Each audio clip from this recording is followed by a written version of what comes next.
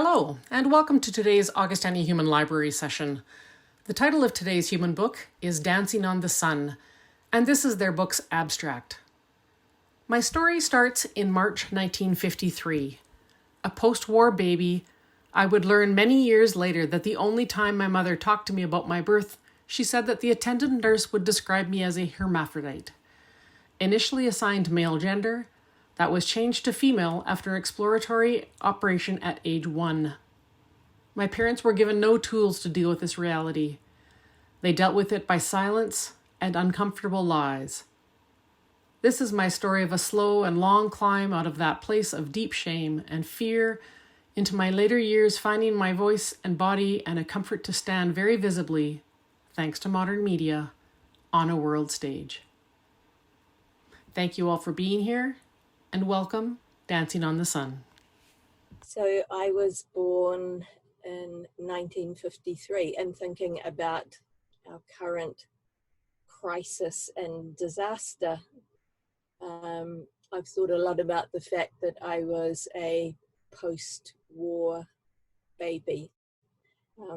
My dad had been a soldier and left New Zealand in the first echelon, and they were sent with the idea of being part of a force that was going to, very optimistically, reinvade Europe. And I think Canada also, but certainly Australia. They were marshalled in Egypt. So these men, mostly men, some women, but mostly men, headed off wearing uniforms and equipment that had come out of the First World War, so very heavy woolen garments, and found themselves sitting in Egypt, waiting for the reinvasion. And of course, the first task was not Europe at all, as Germany had invaded the top part of Africa. So my dad was captured in the very early part of the war in a, from what I understand, pretty ugly battle, and he was listed as missing in action, presumed dead. He wasn't. He'd been captured by the German soldiers, and all the men that were captured at that period of time were taken to Austria because the war had denuded the country of men, and so these men were in a labor camp, and he was involved in various things. So not dead, but his wife here in New Zealand assumed that he was dead. Part of that story is at the end of the war, he was in very bad shape and stayed on in England to recover, and came back to New Zealand, and like lots of the returning, interestingly, white soldiers, was able to, with government support, be financed into a farm, which he did with his brother in a very remote part of New Zealand on a what would become a sheep and cattle farm. My mum, during the war, was training to be a nurse, and she was in Auckland, which still is our biggest city, and it was a city where wartime soldiers, mostly Americans, came for recreation. So in those days, women who were training to be nurses were in hostels. They were not supposed to go out at night, so they would get locked in each night. But these creative young people, like creative young people today, very quickly worked out how to escape the hostel at night, and would do so, and played in town with the relaxing soldiers. And my mum became pregnant, as was an attitude at the time, I guess. She and the soldier she was pregnant to, or he wasn't a soldier, he was an airman, were forced to get married, and my mum was forced to leave nursing. Of the war, she was divorced on Armistice Day, so she is a solo mum. And in my research, I've realised how stigmatised that position was. So she was living in Auckland still. She also had grown up in rural New Zealand. She did not like being a rural person. She wanted to be a city person. But one weekend she went home to visit the family. Said, come on, Ruth, you need to relax and go out. So she left her son, my brother, with some family relations.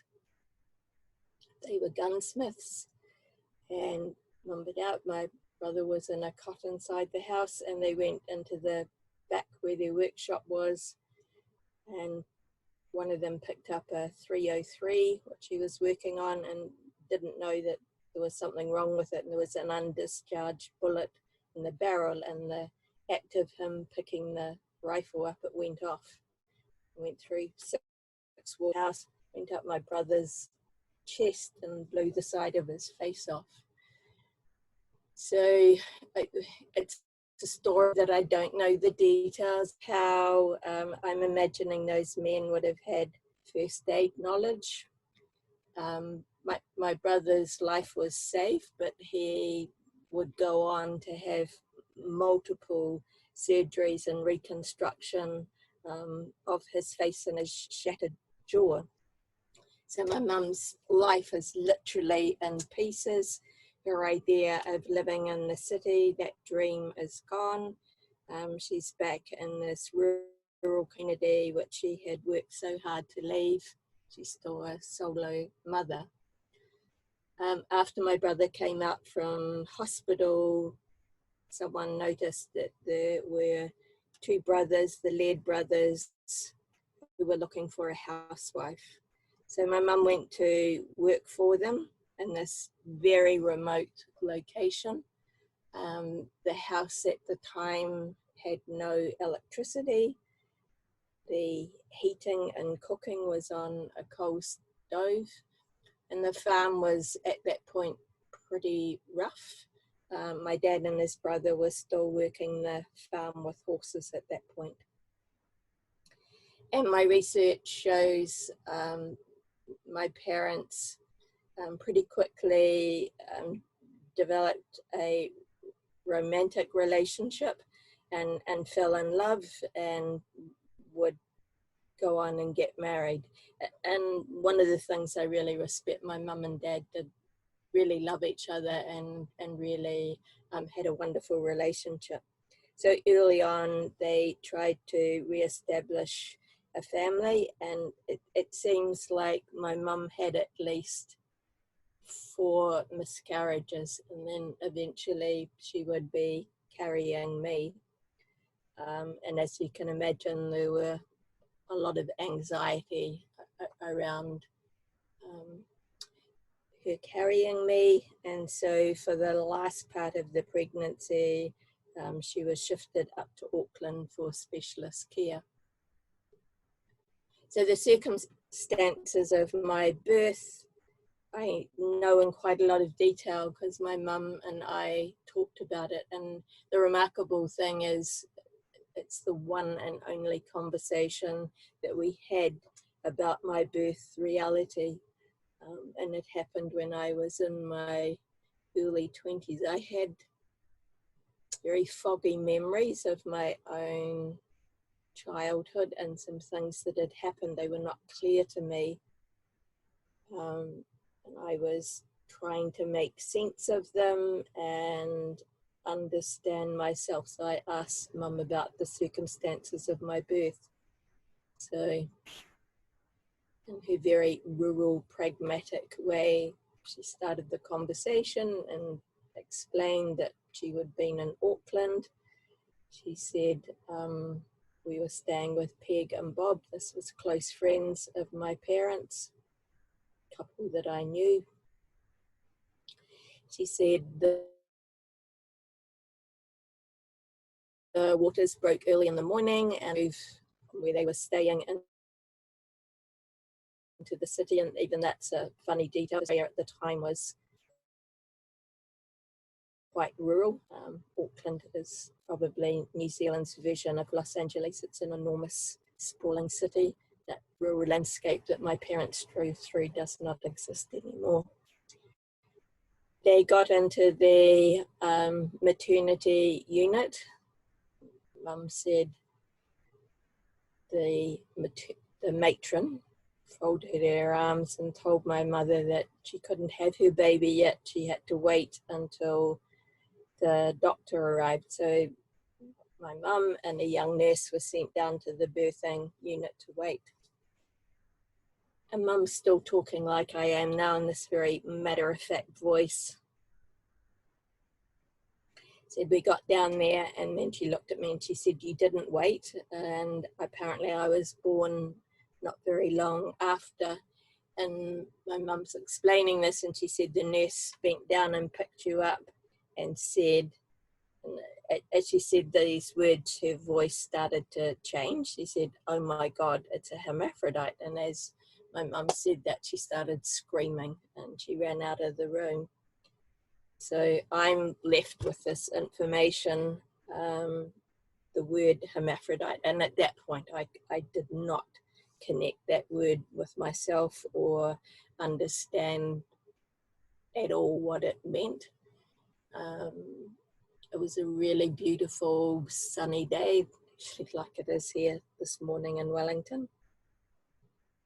My mum was gone for about 10 minutes. When she came back into the room, she'd been crying, her eyes were bright red. She looked out the window and she said, "You know what, dear, it's going to rain, let's go and get the washing in." So together we walked. The house had a long section down to the back, and we together got the washing. And the really sad thing is Mum and I never talked again. She would actually die only 8 years probably after we had that conversation. And I couldn't hold the information. I did do some study. I did find out about hermaphrodism, but I could not connect that with my own very unsure memories or what I understood. So after my mum died, my mum was a very organized, she would have made a good librarian, a very organized person. She had collected what she thought was important information, and each of us, there's 5 in the family, had little piles with our name on, so material that Mum thought were important. And included in that information for me was what in New Zealand is called a plunket book. So it's the book when you're born that the caring nurse writes information about you. And so when I picked up my book and opened it, the word Margaret Ruth Led, which was my birth name, was on a piece of card that had been sellotaped into this book, and the sellotape adhesive had worn off and the piece of card fell away, and there was words Bruce Mitchell Led, which was my parents' name. And I was a little bit puzzled by that, but I thought, well, maybe they were short of books at that period of time and it was some sort of recycled book. I didn't relate to the word Bruce at all, and I was going through the book. It's all written in ink pen. It's various, as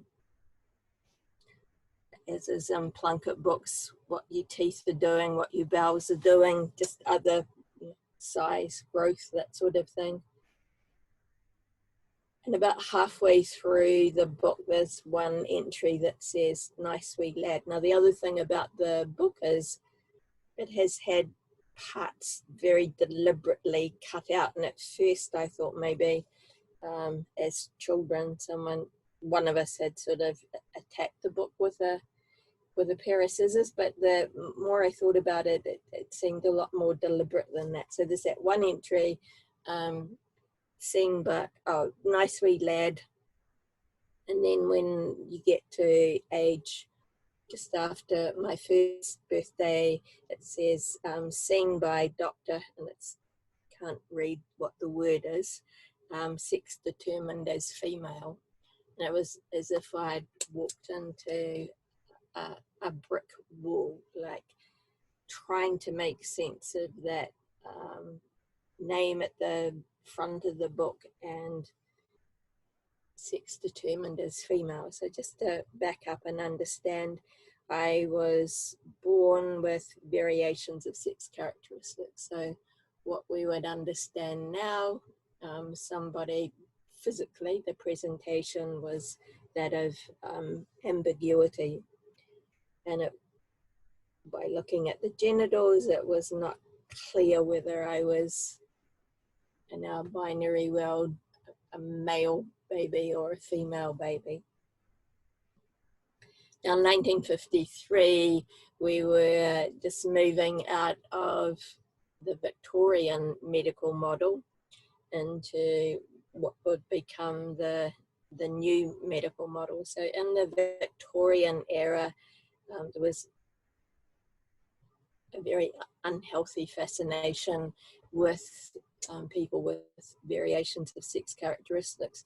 But what drove what should happen was a legal understanding, which both amuses me and just says something about the time.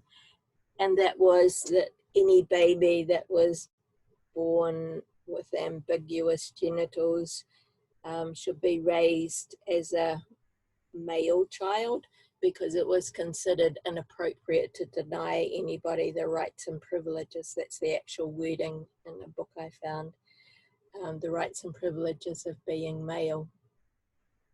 So that's why when I was first born, there was the assigning of male, and my actual birth name was Bruce.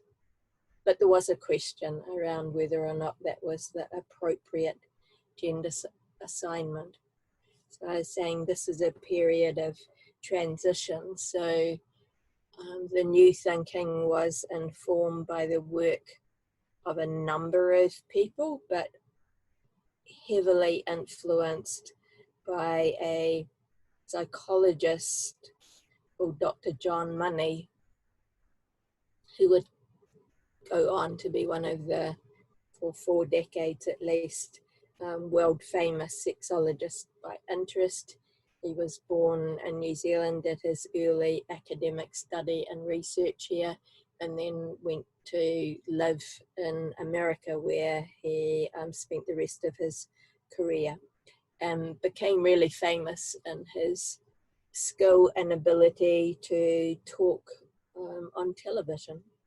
So that's where he became very famous.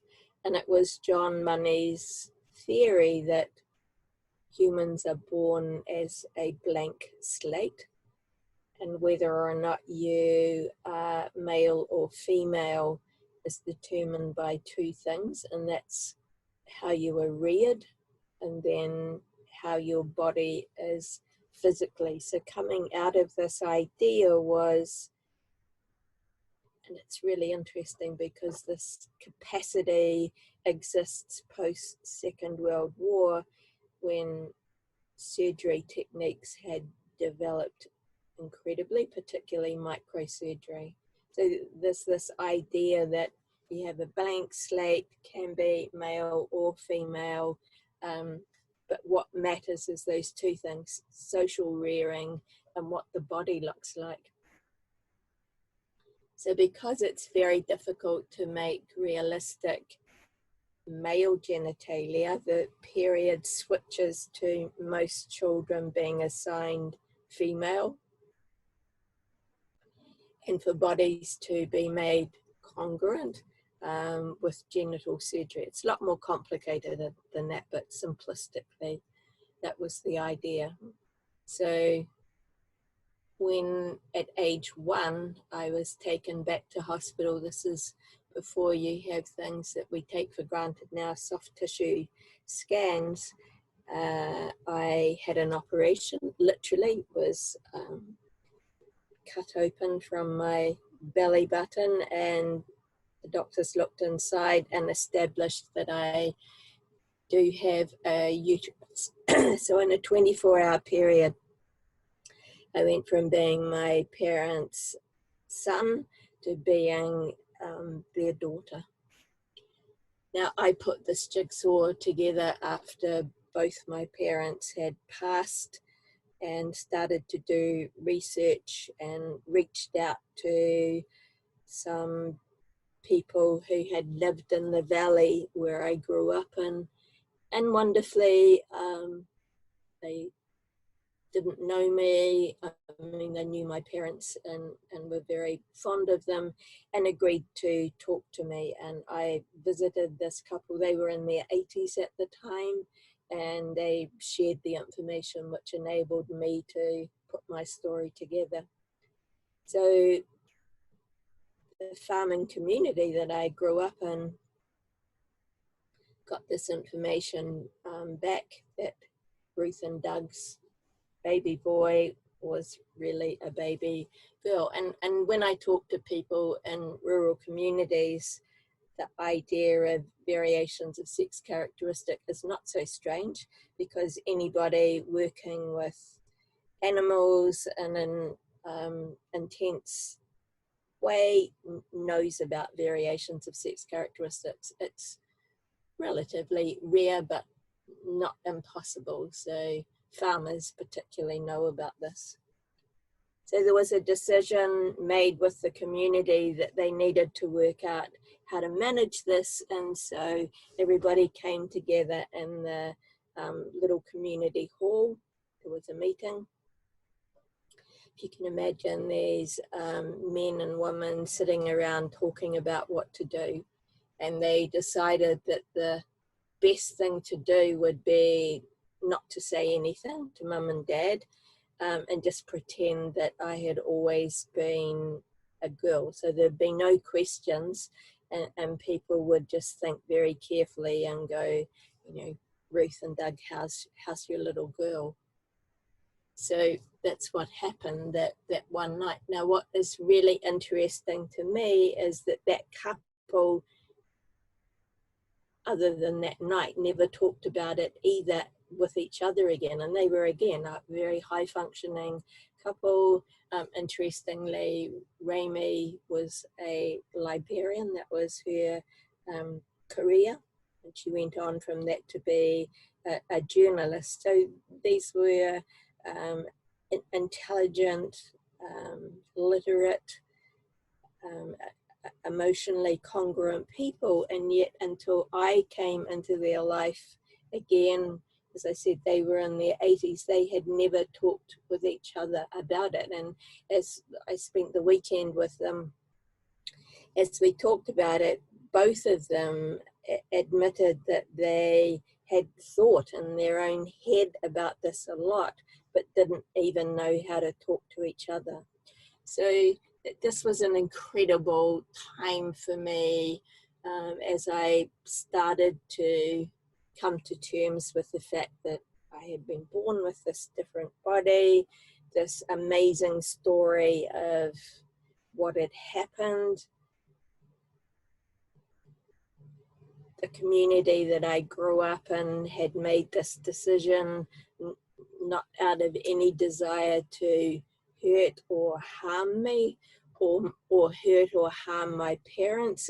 It had all come out of this shame and secrecy that at the time existed around this issue. So I was in my early 40s when I put all this together, and for a little while it completely melted. I didn't melt mentally, I could have, but the impact was on my physical body. So at the time I had a very high-powered job in local government.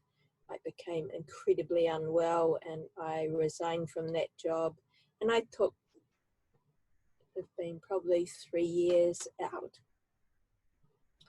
where I very intensively did what I recognize now, started my own healing journey. I was incredibly lucky.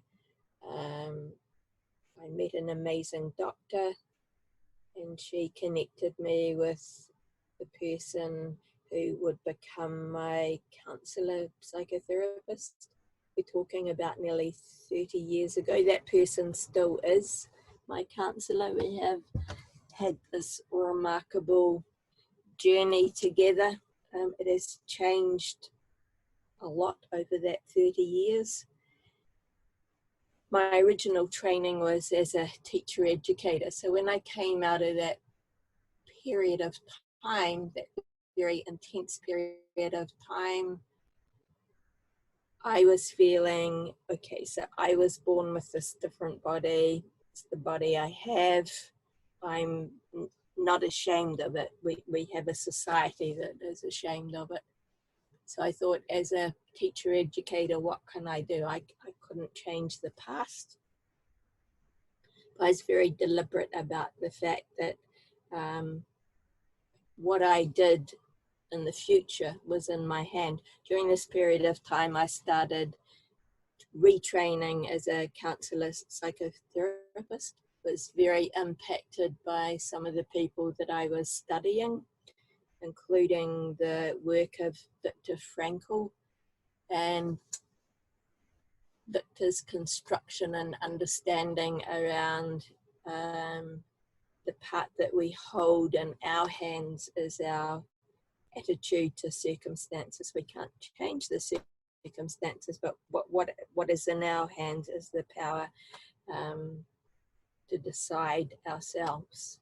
So I said that I'd had a really important job in local government, and part of that job had involved significant media training. It's one of the paradoxes in my life. So running parallel to my own healing journey, being in the middle of retraining as a counsellor psychotherapist, I started reaching out and talking to just a few people about my own reality. And in those early days, I was really struggling for language and for words. We have a lot more words, languaging, ideas. Very early on, I made the decision that I'm not exclusively male or female. I don't have an exclusively male or female body. I have a lived experience that is outside the binary, and I made the decision that I would be all of me. This idea of sitting in a box that society had constructed just didn't seem to work for me. So the reality that I developed is perhaps what our young people today would call non-binary, though I didn't have that word. And I, very early stages, I didn't even know that there were other people who even thought like that.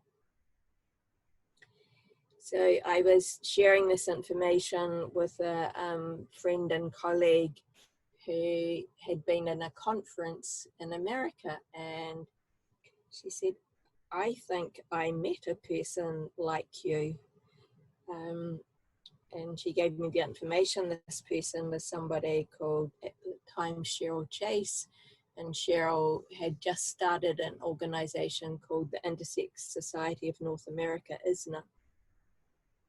So my friend had some information, shared that with me, and I wrote off a letter, and that started both my parallel healing journey, but also my activism in this space. I should also say that as a very early person in my 20s, I came out as queer identifying. In those days would have used the word lesbian, though that didn't really fit very well, and there's some experiences in there that would suggest the identity that I had. It was the best fit at the time, but not a very good fit. So in 1996, there was the world's first ever retreat for intersex persons, and that was in California, and I traveled across for that retreat. There's an extraordinary little video called Hermaphrodite Speak. I don't know, Nancy, if we made sure that you've got a copy. We should make sure. So as far as we know, it's the first time that intersex people were ever filmed in a location using our own voice. So for me, it was life-changing. It was the first time I had met other intersex people. We framed a activist movement in that space. There were 9 Americans and myself, not representing the world, but at that point, the only other non-American.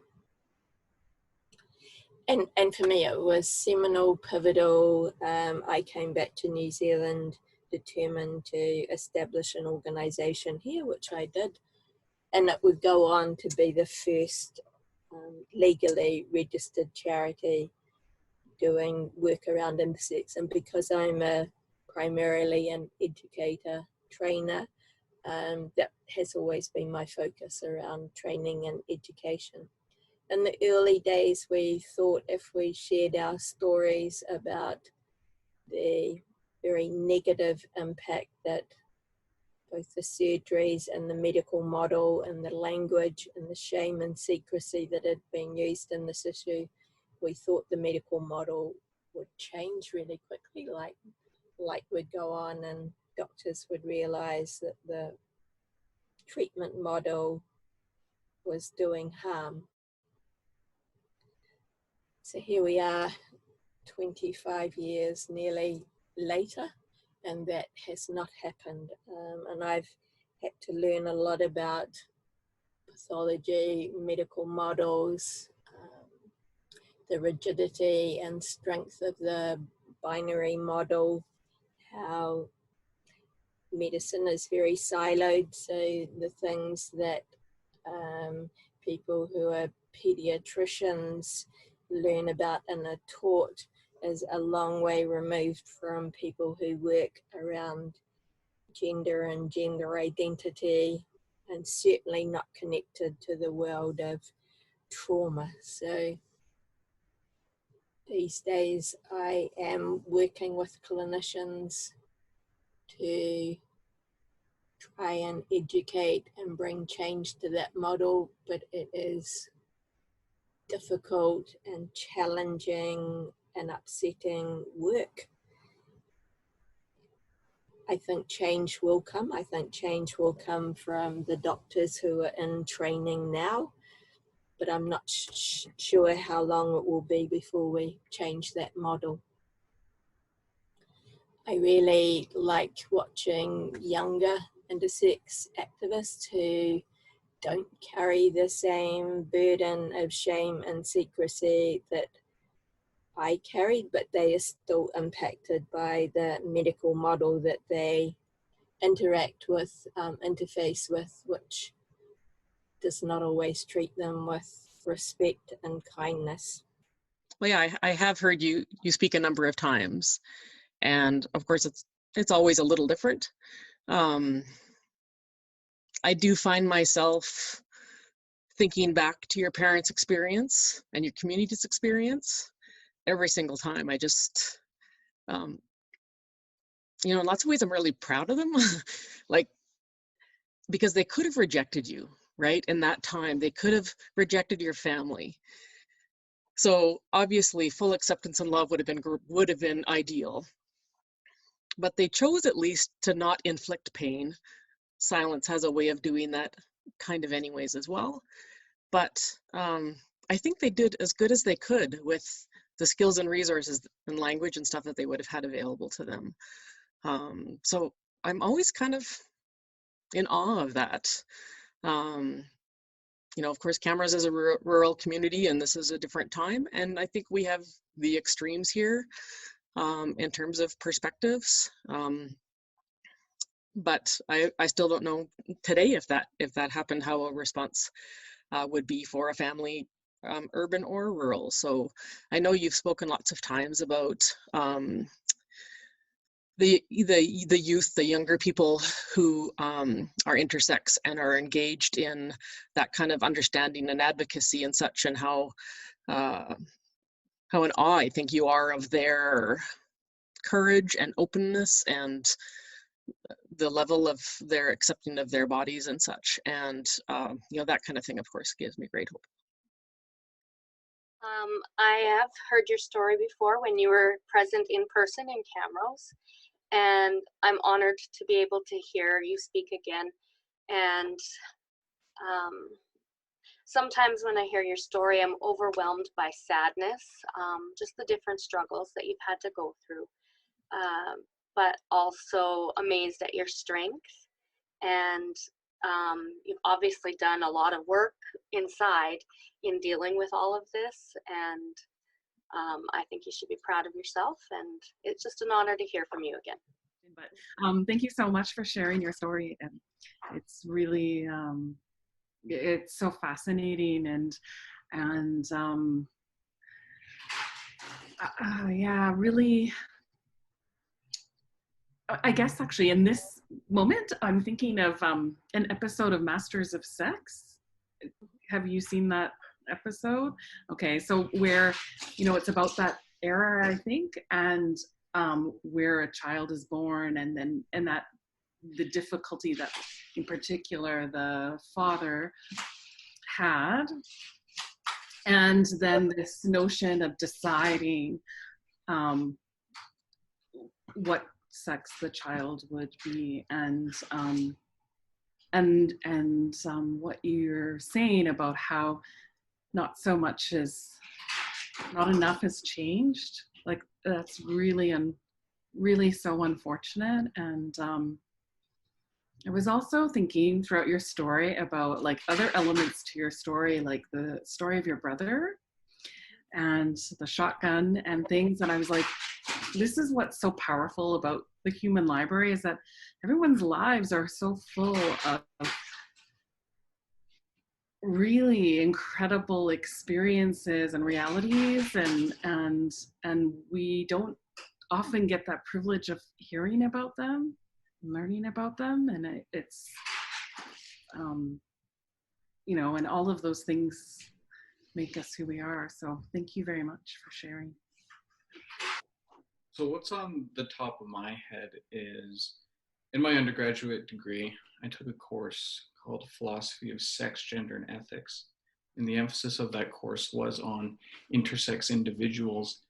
And while the class was great, it lacked that real human lived experience. We didn't have a guest lecture come into the course. We didn't watch individuals through, let's say, YouTube or video documentary speak on their experience. But now, fast forward 3 years, I now have that bridge because of you. And I'm grateful for your story, because it's going to give me a lot of time to reflect now on the theory within the course and actually hearing your actual lived experience, having gone through it and still going through it. And I'm grateful for that. Thank you. Yes, I'm also very grateful to have had the opportunity. I have not heard your story before, and I read the book Annabelle some time ago, and that was sort of an introduction to me for intersex. I'm hoping that our society is becoming a little more open. I don't know. I do see in schools some consideration for bathrooms, and there seems to be a little more in the media about children's stories. I'm hoping that means that there's more acceptance, but I can't imagine the things that, well, first of all, that your parents' generation, and I agree with Nancy that it's amazing that they were as open as they were, but then to not talk to you about it for you know, almost your entire life is just so unimaginable, and that the neighbors knew but you didn't. Yeah.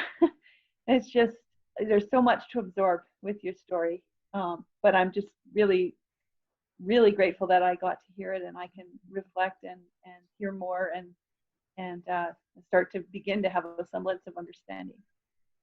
Thank you. Thank you for sharing your story. I actually have a question for you. So if you were born in, like, say, today's generation or recent, rather than having your parents or some doctor make the decision for you, at what age do you think that you would be able to decide which gender you would prefer to be? Like, and do you think that any youngsters these days should be able to make those decisions on their own without medical intervention?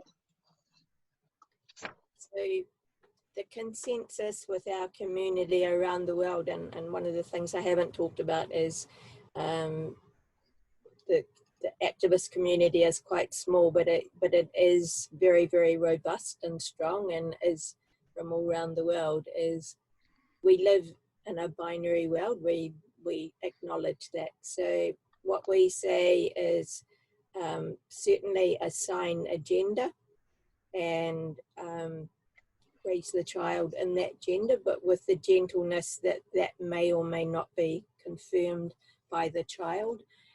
With regards to surgery, it's really important for the child to learn and understand about their body. So an age-appropriate conversation that's not shame-based, which is the way I was raised. So a conversation that's not pathologized, that gives agency to the child and their body that's different.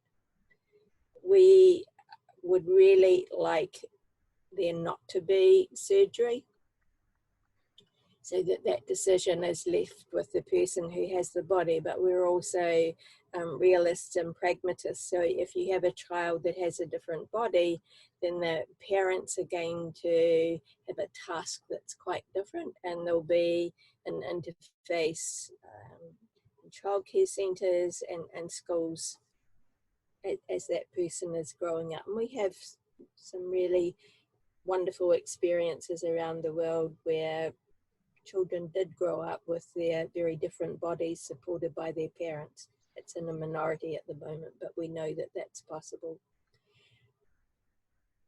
I would put the question back to all of you, like that process of figuring out who we are, what our gender is, what our sexual orientation is, who we are as a person, is a very human experience. And for most of us, it happens, you know, during our teenage years, where we literally try on the t-shirts and do that separation from our parents. And it's a process, and it's a process where sometimes we make mistakes, but that's also that growing up process, and this would be no different for an intersex person. What we're saying is surgery should still be available. So if that person, lovely question, Karen, you know, in their growing up process, is I was assigned in the wrong gender, or I'm comfortable with my gender assignment, but I would like to have surgery and have some of my differences changed, then that should be available, and that kind of surgery should be done at a very high skill level. So that's our dream. So supporting parents to have those conversations with their children, and then supporting the person. So if the person is struggling, then they have access to counselling and the support that anybody needs if they're struggling with their own identity or an aspect of who they are as a person. Does that answer your question? Listening to your story today and when you came to Camrose, one thing that sticks out to me is just that, like, a lot of people, when they kind of tell their personal story, it starts at least when they were born, but you start yours before you were born with your parents, and that's just something that sticks out to me and that I appreciate about the way you kind of frame things, that it's not only entirely focused on direct things that you experience, but that it's more contextualized than that. Thank you, Cara.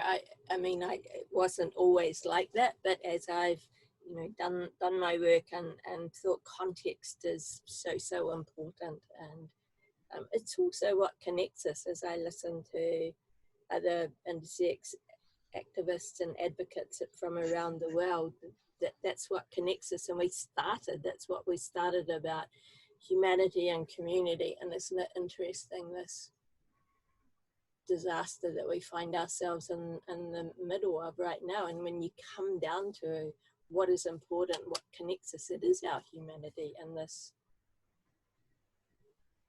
what we're going through at the moment, this universality of the experience. Thank you. And the last person is Vanessa, and Lila keeps popping in and out. Yeah, I'm wrangling a toddler today, so I've been loving that. carrots right now. Mm-hmm. Oh, He keeps grabbing a carrot and coming back. Oh, yeah. Hi, Lila. So I absolutely thought your story was incredible. I was a biology student when I went to university, and so I understood the genetic side of things. I understood like how intersex can potentially happen, but learning more about the realities of it, what the experiences are, and how that frames how you grow up and your understanding of things was really incredible. I also think it's amazing the amount of research you were able to achieve even after your parents have passed. I just think it's absolutely incredible. It was a wonderful story. Well, I owe a lot to that couple who were willing to share and talk with me. And Linda, you're the last one.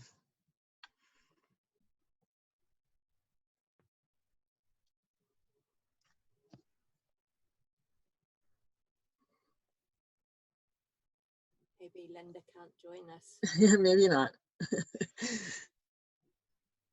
We were doing some tests earlier. We're almost on time. I'm sorry I would have stopped a bit earlier because it would have been nice to have questions. So do you want to stop exactly on the hour, or can we run over a little bit? Oh, it's up to people here. Okay. So if there are questions or other thoughts.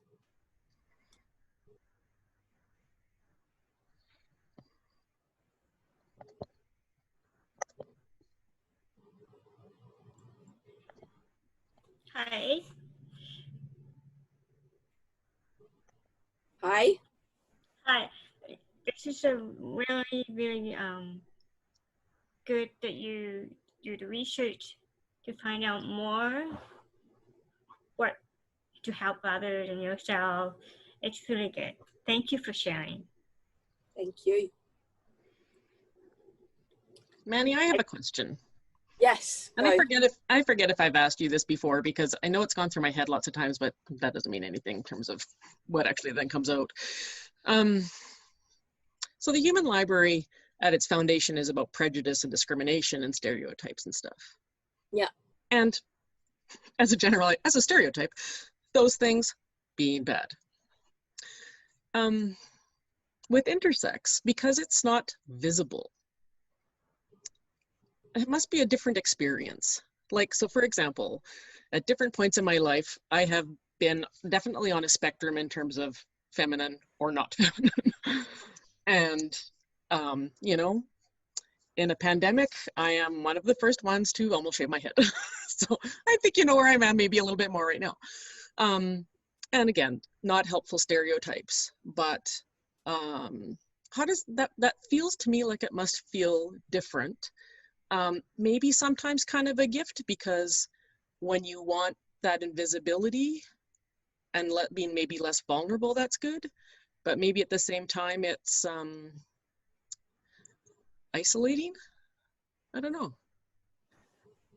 So there's so much in that observation and question. So I think one thing that's really important to clarify. So I made the decision to, as I say, hold all of who I am and had a constructed narrative around that of being both male and female, and neither male nor female. As part of that process, I've always had facial hair, and when I was identifying and living as female, I was very embarrassed about it. Our society, particularly Western society, is highly prejudiced against facial hair on women. So one holiday I decided to grow it as an experiment with the intention of shaving it off again at the end of it, and it was so powerful. My differences have literally been removed by a surgeon's knife, and this is the one thing that is still in my body. So I made a decision. On my dad's side, my dad has a very silly and wonderful sense of humor. So it was like a new face reclaiming of having a different body. So yes, I own the difference, and it's visible, and so not silent, but the vast majority of intersex people, if they were in a room, would have nothing that marks them out as being different. And I think it's a part of the reality that is not yet well explored, how that sits inside the person, because you know that you are different. You have the lived experience of how your family has treated you, how society, the attitudes, and that's a 24/7 thing. So I think my sense is it's like the comparison is anybody that lives with complex trauma. Often it's not immediately obvious when you meet the person, but it's part of it. It's woven into the person's cells, like who they are as a person. We've been talking today about there being improvements in attitudes towards all kinds of difference, and I think that that is true, but only to a point. So we're at a pivot point at the moment. So I'm seeing heightened attacks at the moment right around the world with the rainbow community.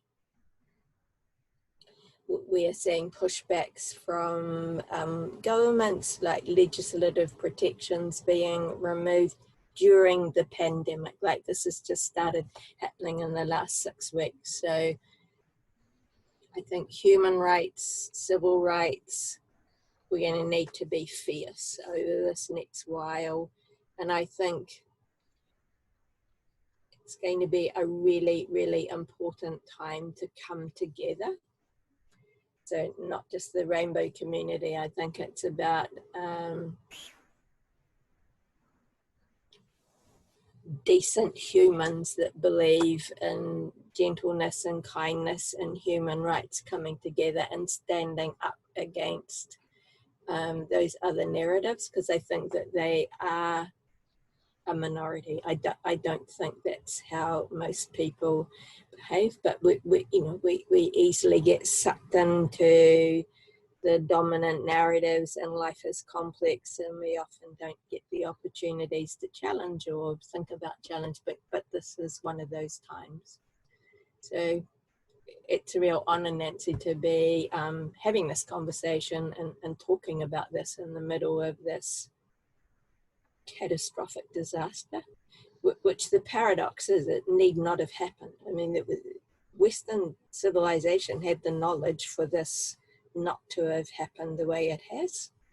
There'll be all kinds of analysis that will go on as to how this pandemic spread the way that it has, and how governments all around the world were just so slow to react, and how public health in most countries in the world has been so decreased and not very effective just because of funding.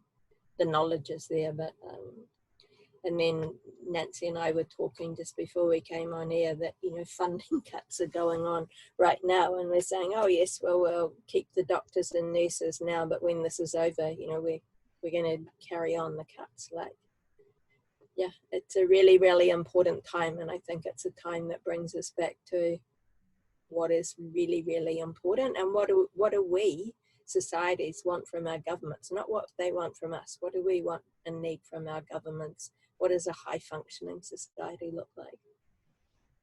What does a loving society look like? What does the well-informed, educated society look like? Where did this anti-science stuff come from? It's the absolute antithesis of what a library is and what an informed community is about. All right, Nancy, so maybe that's a wrap. Thank you, everybody. And again, just thank you for the extraordinary opportunity to do this. Thank you. Thank you for joining us again, Manny. For those of you who aren't at Augustana, Manny spent a week with us a number of years ago to celebrate our 15th Human Library, and spoke in, I don't know, phys ed, women's studies. Oh yeah, we got bang for our bucks. It was Political studies, psychology. Like, if any of the faculty in the courses that they were teaching could consider, is there a way to talk about intersex in the context of the discipline that you're teaching? They made time in their class, and it was an extraordinary experience for our campus. Yeah, amazing. So thank you. And for a person who lives in a fairly temperate climate, I got to wander around your gorgeous campus in the middle of winter, which was an experience.